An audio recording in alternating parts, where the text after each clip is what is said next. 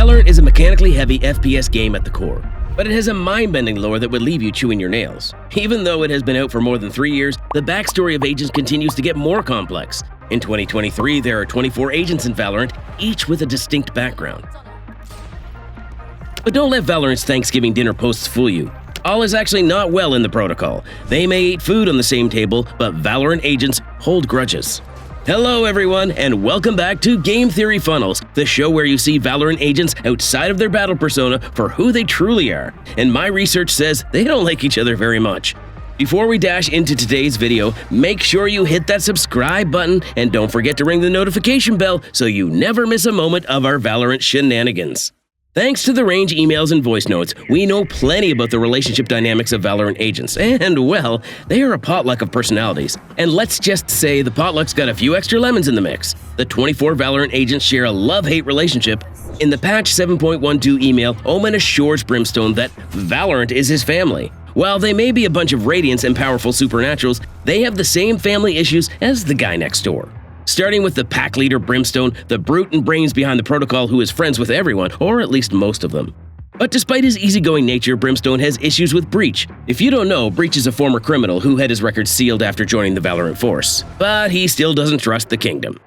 Knowing that Brimstone is loyal to the Kingdom, Breach finds it difficult to get along with Brimstone, and the feeling is mutual. At one point, Breach even called him a corporate sellout. It's like your typical police-vigilante relationship. The two can never see eye to eye. Brimstone, the corporate sellout.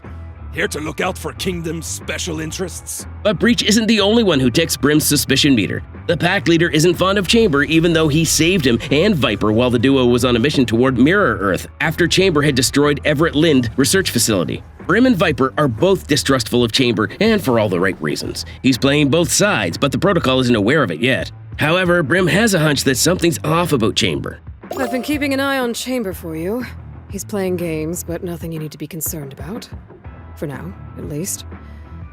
I know you don't trust him, but we don't have that luxury. Chamber's made himself necessary, and we need to accept that. For this same reason, Sage has her reservations with Chamber as well, and it seems like the senior leadership will continue to keep him under scrutiny unless he comes clean.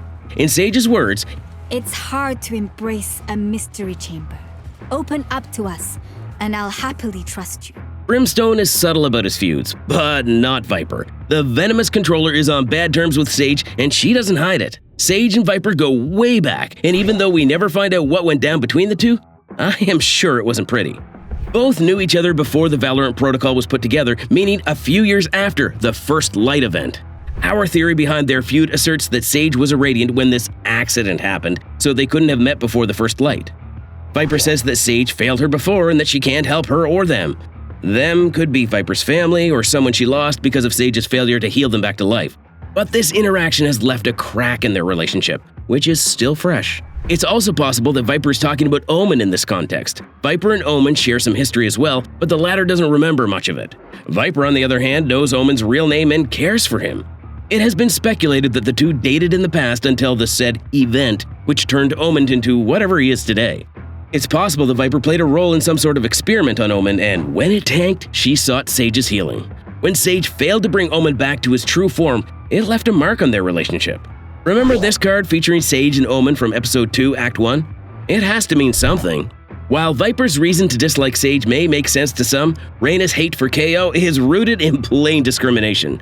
But at least it's mutual. In Valorant, Radiants and humans do get along, but like the real world, there are people like Raina who would always look down upon others. Raina is as radiant as it gets with her leer and self-sufficiency, and KO, the Radiant killer, hates that. Race isn't the only reason the two fail to see eye to eye. KO's hatred for Radiance is connected to some unknown event that led to the death of someone close to him due to the rare substance. In one of his voice lines, the War Machine threatens to destroy Raina for what she did to them. "I'll destroy every Raina for what she did to you." Correction. Them. Maybe Raina did something that ruined KO's perception of a Radiant, turning him into a Radiant killer. But Raina probably understands where KO is coming from. The Radiant dislikes Killjoy for her obsession with tech, but that's not the only reason. Her dislike for technology is personal. In one of her voice lines, Raina mentions how she'd never forget what Killjoy's inventions did to someone close to her. "I remember the machines Killjoy made. What they did to... Never mind. It does not matter." From Raina's backstory, we know that her sister Lucia is on life support due to an accident. If Killjoy is somehow involved with the death or supposed injury of Raina's sister, then the two have zero chances of getting along. But there's a minor flaw in this theory. Killjoy is just too young to have beef with Raina's sister. According to our calculation, Killjoy is roughly 17 or 18. We have gleaned this from the fatherly attitude of Cypher and Brimstone towards her.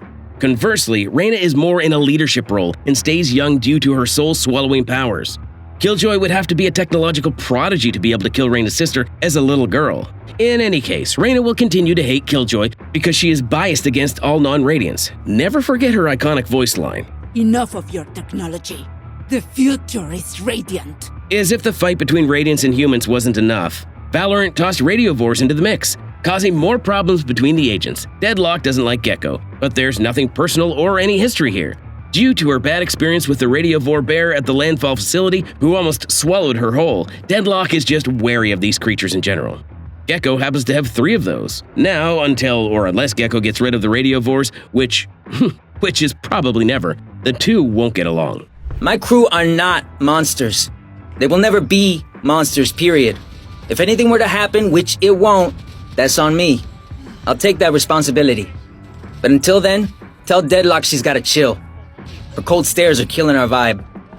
And then there's ISO. Agent 24 isn't on good terms with anyone yet, and we can't blame the other agents. ISO's past is shady and mysterious, which has made him a target of everyone's suspicions, but most importantly, Cypher's. The two are not on great terms due to Cypher's constant prying questions and casual interrogations. ISO even complained about it to Brimstone, which further confirms that he is not a big Cypher fan either.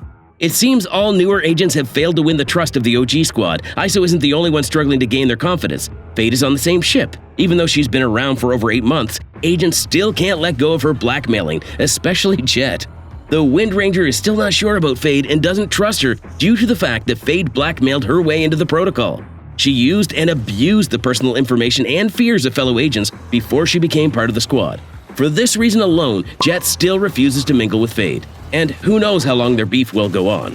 We have Neon and Chamber in an unlikely rivalry. According to a voicemail Chamber left to Brimstone in patch 3.12, he worked with Neon at KSEC and can't reach out to her directly because of something that went down when they worked together. Bonjour, Brimstone. I have sent you my intelligence for number 19. The file is quite comprehensive. Kingdom keeps far too much data on its employees. As you see, her abilities are uniquely suited to help with the special project. She is a perfect fit, I think. Unfortunately, I cannot reach out to her directly. There is a past misunderstanding that may make her less receptive. But as a fellow KSEC veteran, I am sure she'll meet with you. Appeal to her sense of service. She gets that from her family. This is exciting, no? Good progress. Whatever it was, it likely included Chamber making some sort of deal related to Neon without her approval. Being a wealthy gunmaker, Chamber always had his eyes on Neon's natural power source. It's safe to say Neon likely has a valid reason to dislike Chamber. After all, he was the one who pitched her a power source to the Valorant protocol, who then recruited her. But it led her to distrust Chamber, and that's what she advises her peers mid-duel as well, not to trust him. Finally, Skye has the most innocent reason not to get along with Viper: environment.